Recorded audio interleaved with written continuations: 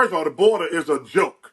The border is a joke. Yeah. But with woke culture and everything else that's been going on, you've got folks on the left that have endorsed a more lenient legal system, and obviously folks on the right going crazy about it and calling for law and order. First of all, we need law and order, Stephen A. If we're gonna, I agree. If we're gonna, I'm with you, dude. We need law and order. If they lose Charles Barkley and Stephen A. Smith, this could be a landslide election. I'm not joking.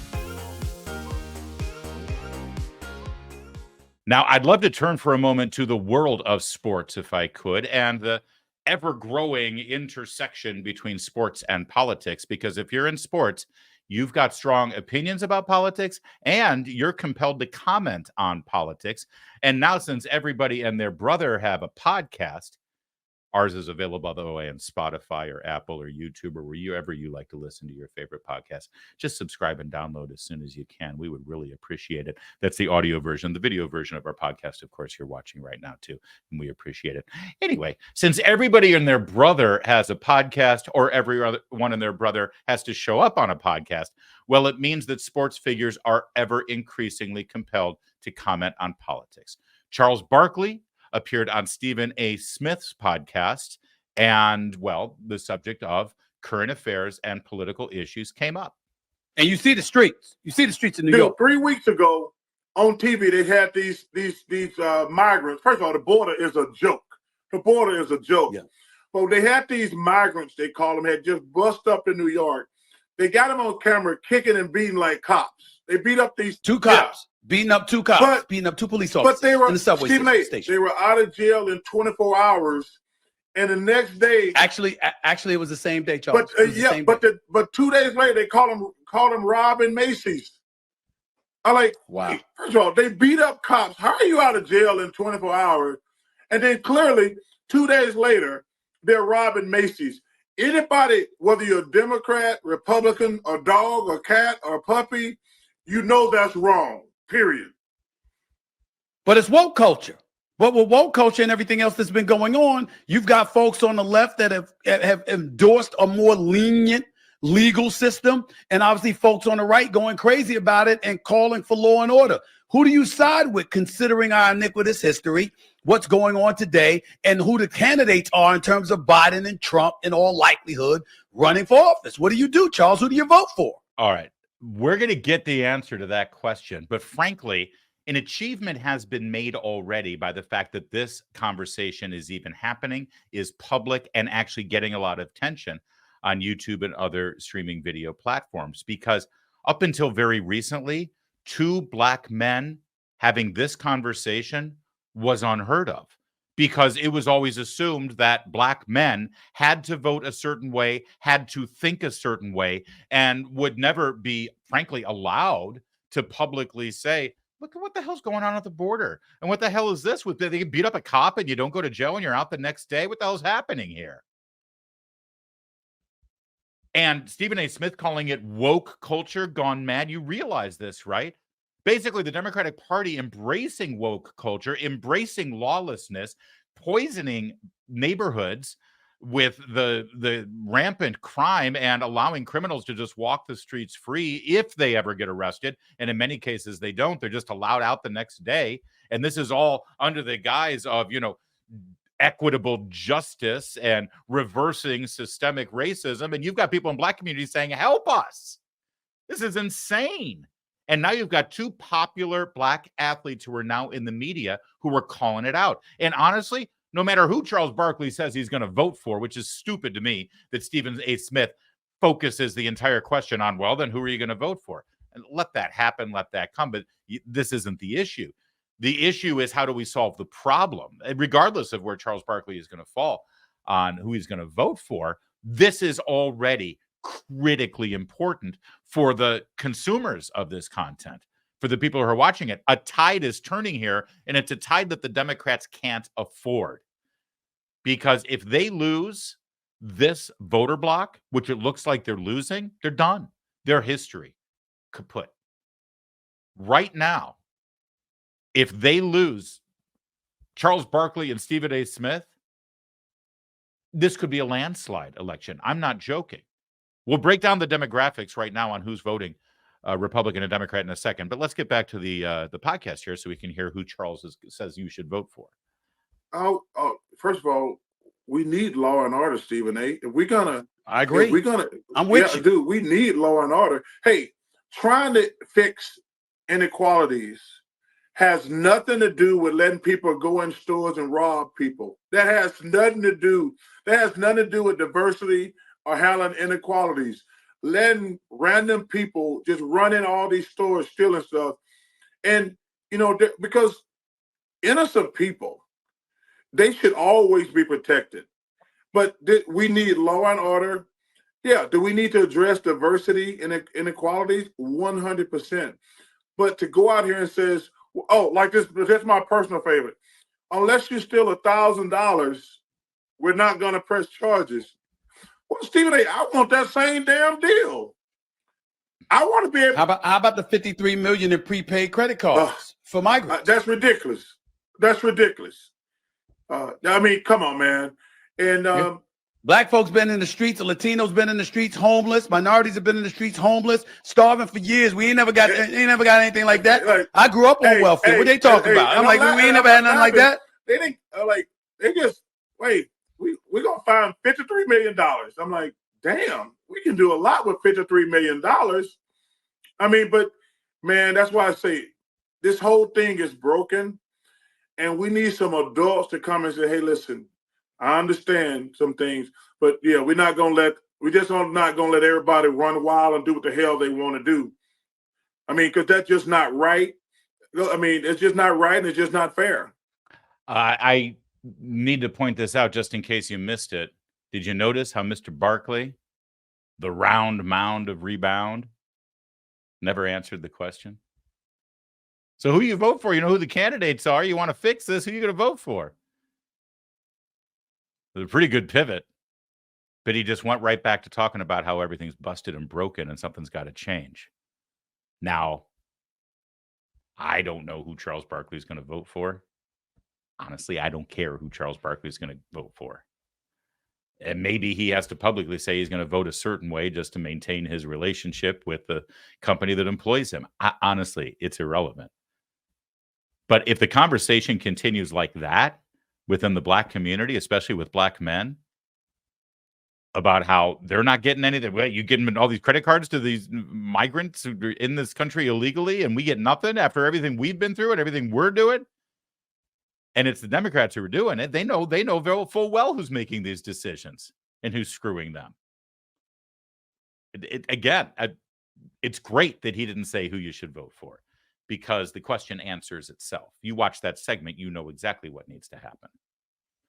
Now, I mentioned we're going to talk about the demographics, and it's important. Right now in this country, if you are now let's take race out of the equation for a minute. If you are a single man, you are voting Republican.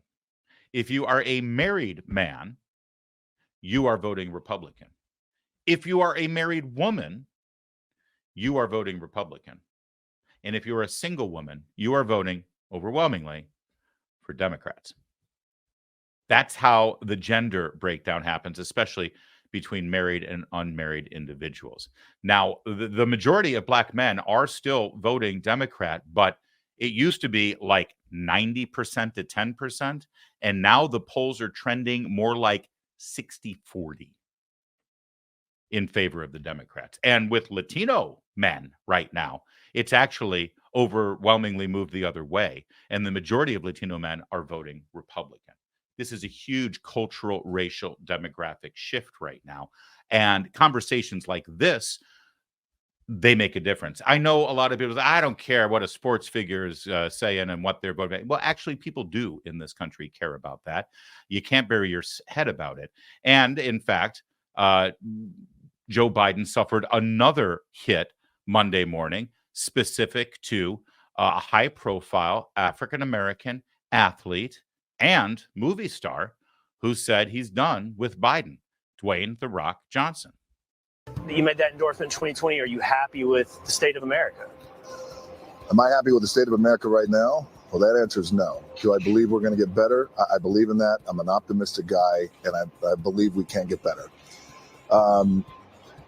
The endorsement that I made years ago with Biden was one I thought was the best decision for me at that time. And I thought back then, when we talk about, hey, I'm in this position where I have some influence, and it's my job then. I felt like that then. It's my job now to exercise my influence and share with this. This is who I'm going to endorse. Am I going to do that again this year? That answer is no. You made that. So he's not going to endorse anybody. He's not happy with the way the country is going. And that basically, well, that again answers the question. He doesn't want to be on Oprah's bad side, so he can't say, vote for Trump. But 4 years ago, I endorsed Biden. I thought it was important for me to say that and do that. I'm not happy with where our country is right now, and I'm not going to endorse Biden this time. Okay. That tells us everything we need to know. And again, Dwayne "The Rock" Johnson, this matters.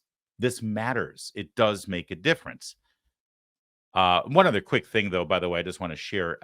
I hate to take issue with Charles Barkley, but during that interview with Stephen A. Smith, he says that the border is a joke. And I don't know. We just got this image from the border yesterday where a Border Patrol officer was enjoying the solar eclipse with 3 illegal aliens. And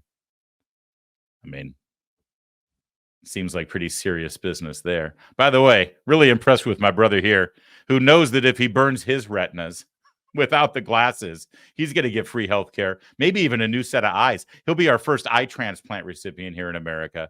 God bless this country. How great are we? Real fast, though, when it comes to athletes and their political positions, let's pivot back to that one demographic, single women, who are overwhelmingly voting for Donald Trump. The women's Final Four was this weekend, and the coach of the eventual champions, the South Carolina Gamecocks, was asked a pretty simple question. And, well, the response is amazing. Not just what she says, but what she has to get through to go there to say it. Notice how long the pause is, the sip of water, the clearing their throat, the deep breaths of anxiety. This is a woman who is wrestling with knowing what the truth is and what she truly believes with what she has to say to please the people in her very large professional and cultural environment. Chesky, Outkick coach, you just talked about, what a massive weekend this is obviously for women's basketball, women's sports in general. One of the major issues facing women's sports right now is the discussion topic about the inclusion of transgender athletes, biological males in women's sports. I was wondering if you would tell me your position on that issue. Oh, man. Damn, you got deep on me, didn't you?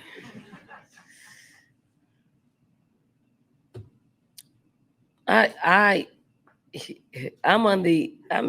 under the opinion of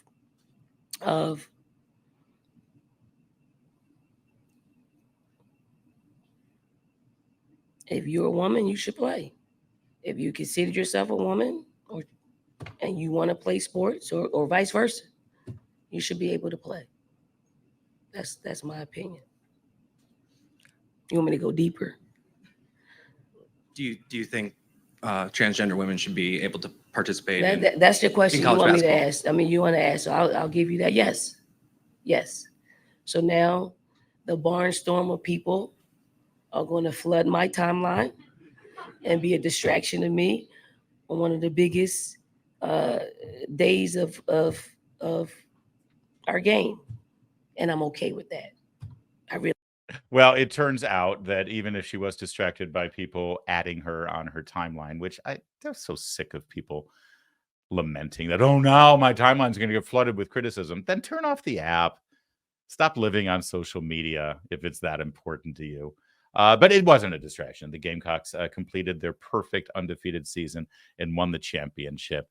But you saw how torturous that was, how painful. That was hard to watch. Well, I would love to know what the inner monologue was, because she does know better. She's actually a heroic champion of women's sports. And she knows exactly how taking the position she just took publicly, how damaging it is to the sport and how damaging it is to women. But you see, there's some things that are more important than that. Riley Gaines, a champion protecting women's rights, especially women in sports, she commented on this and said, major props to South Carolina and that team going 38-0, virtually unheard of. But I can't help but be bummed for those girls knowing Dawn Staley would trade any one of them for a mediocre boy with an identity crisis.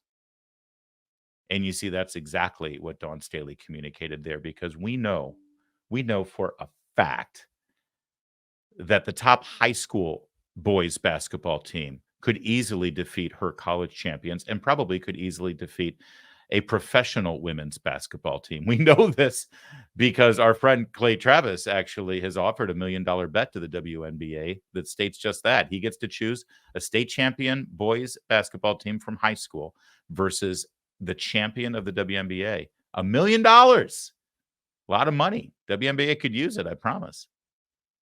And they haven't taken him up on the bet. The fact of the matter is, when you let mediocre men players play in college women's basketball, the mediocre boys will immediately start shattering all the records. Most high school teams now at the top level have a player who can dunk. It's rare to have a WNBA player who can dunk. I mean, just figure it out, man. By the way, Dawn Staley, who obviously is fine venturing into political conversations, who's very concerned about her timeline on social media, she responded to Riley Gaines's comment, sort of. I mean, kind of. I mean, not at all. Doesn't want to hear anything about it. Doesn't want to hear anything Riley Gaines has to say. Doesn't want to hear any criticism. Doesn't want to hear any, what's the word I'm looking for? Truth.